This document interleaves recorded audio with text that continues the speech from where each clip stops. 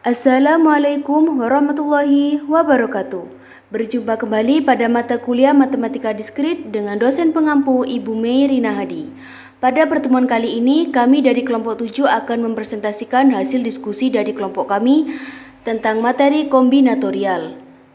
Adapun anggota dari kelompok 7 yang pertama, saya sendiri Irmawati dengan NIM 12620420153. Yang kedua, Sayyidatul Hasanah dengan NIM 1262042022127. Yang terakhir, Muhammad Nur Fatoni dengan NIM 1262042039191. Baik teman-teman, sebelumnya saya akan menjelaskan terlebih dahulu apa itu kombinatorial. Kombinatorial atau sering kita sebut dengan kombinatorik adalah cabang matematika yang mempelajari pengaturan objek-objek. Solusi yang kita ingin peroleh dengan kombinatorial ini adalah jumlah cara pengaturan objek-objek tertentu di dalam himpunannya. Kombinatorial didasarkan pada hasil yang diperoleh dari suatu percobaan atau eksperimen.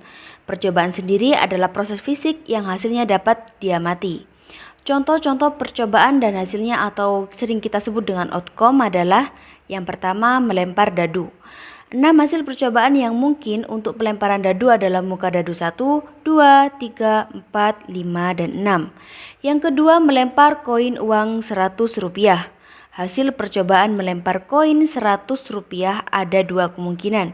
Yang pertama, muka koin yang bergambar rumah gadang atau muka koin yang bergambar wayang.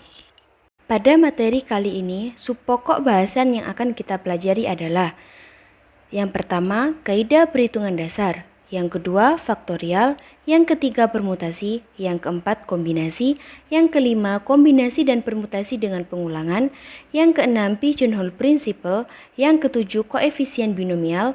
Yang kedelapan, identitas pascal dan segitiga pascal. Dan yang terakhir, teori binomial dan multibinomial. Pokok bahasan yang pertama adalah kaidah perhitungan dasar. Kaidah perhitungan dasar ada 3. Yang pertama, kaidah penjumlahan atau dikenal dengan rule of sum, yakni bila percobaan 1 memiliki P hasil percobaan yang mungkin terjadi, percobaan 2 memiliki Q hasil percobaan yang mungkin terjadi, maka bila hanya satu percobaan saja yang dilakukan, akan terdapat P plus Q kemungkinan hasil percobaan yang mungkin terjadi.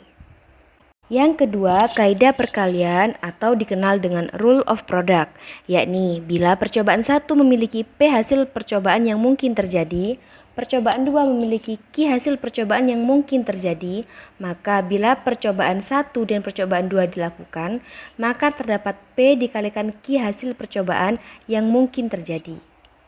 Yang ketiga, kaidah pengurangan atau kita kenal dengan prinsip inklusi-eksklusi.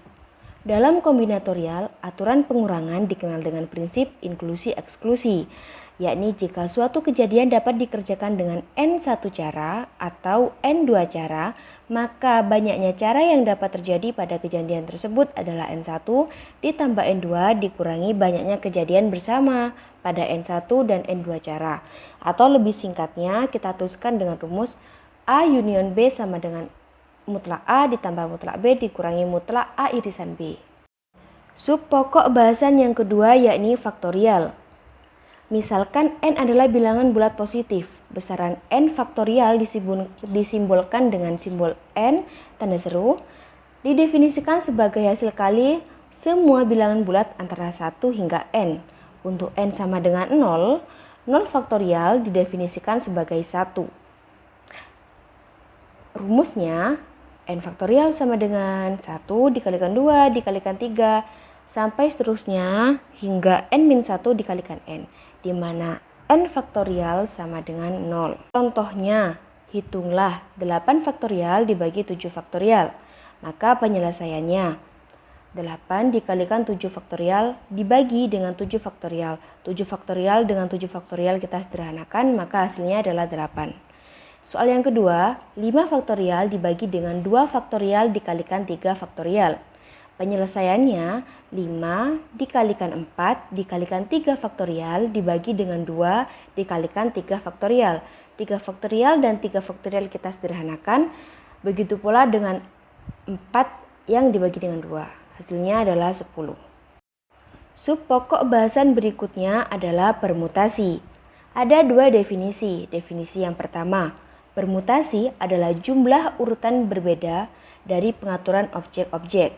Misalkan jumlah objek adalah n, maka urutan pertama dipilih dari n objek, urutan kedua dipilih dari n-1 objek, urutan ketiga dipilih dari n-2 objek, begitu pula seterusnya. Dan urutan terakhir dipilih dari satu objek yang tersisa. Menurut kaidah perkalian, permutasi dari n objek adalah n dikalikan buka kurung n-1 tutup kurung dikalikan buka kurung n dikurangi 2 tutup kurung hingga seterusnya dikalikan 2 dikalikan 1 sama dengan n faktorial. Definisi yang kedua, yakni permutasi R dari n objek adalah jumlah kemungkinan urutan R buah objek yang dipilih dari n buah objek dengan R kurang dari sama dengan n, yang dalam hal ini pada setiap kemungkinan urutan tidak ada objek yang sama. Biasanya dirumuskan dengan P n, R sama dengan n faktorial dibagi n min R faktorial. Permutasi ada dua macam. Yang pertama permutasi siklik atau permutasi melingkar. Permutasi melingkar dari n objek adalah penyusunan objek-objek yang mengelilingi sebuah lingkaran atau kurva tertutup sederhana. Jumlah susunan yang mengelilingi lingkaran adalah n-1 faktorial. Contohnya, sebuah rapat diselenggarakan di sebuah meja bundar dan dihadiri oleh 5 orang, yaitu direktur, sekretaris, manajer personalia, manajer keuangan, dan manajer pemasaran. Tentukan berapa banyak cara mereka dapat duduk secara berlainan jika mereka bisa bebas berpindah-pindah tempat. Nah, penyelesaian dari soal di atas adalah, dari soal diketahui bahwa banyaknya elemen yang terlibat ada 5 orang, yakni direktur, sekretaris, manajer personalia, manajer keuangan, dan manajer pemasaran. Maka banyak cara mereka dapat duduk secara berlainan jika semua orang bebas berpindah-pindah tempat adalah n-1 faktorial, yakni 5 dikurangi 1 faktorial, 4 faktorial sama dengan 24. Yang kedua, permutasi dengan n unsur yang sama. Jika dari n objek terdapat p, q, r hingga seterusnya objek yang sama, maka permutasi dari n objek tersebut adalah n faktorial dibagi dengan p faktorial dikalikan q faktorial dikalikan r faktorial. Contohnya, tentukan banyaknya bilangan yang terdiri dari 6 angka yang disusun dari 2 buah angka 1 dan 3. 2 buah angka lagi yakni angka 2 dan 1 buah angka 3. Maka penyelesaiannya adalah 6 faktorial dibagi dengan 2 faktorial dikalikan 3 faktorial dikalikan 1 faktorial.